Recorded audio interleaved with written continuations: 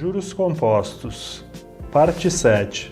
Outra comparação dos juros simples e dos juros compostos. Então agora nós vamos fazer uma comparação entre os juros simples e os juros compostos.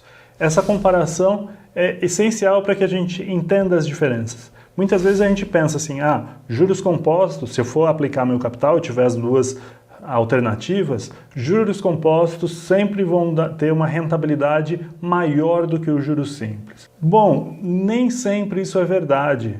Então a gente precisa entender em que situação isso é verdade e quando isso não é verdade. Então vamos aprender isso hoje.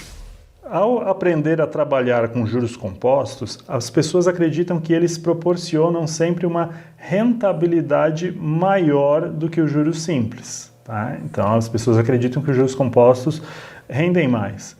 Então, nem sempre isso é verdade. Vamos ver. Quando o período de tempo é maior do que 1, os juros compostos vão proporcionar sempre uma rentabilidade maior do que os juros simples. Então exatamente o que a gente esperava.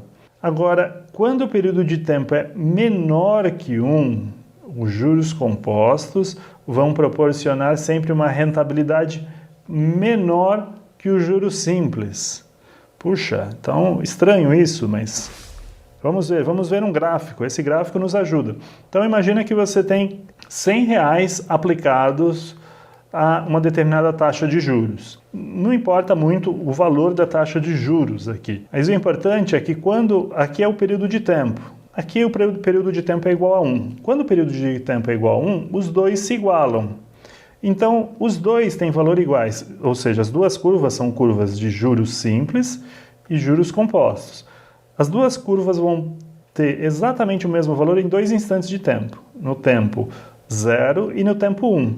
Agora, lembra que a gente já começou a trabalhar com tempo fracionário também. Se o tempo for maior do que 1, então a gente vê que a curva vermelha, que é juros compostos, está acima da curva azul, juros simples, exatamente o que a gente está acostumado.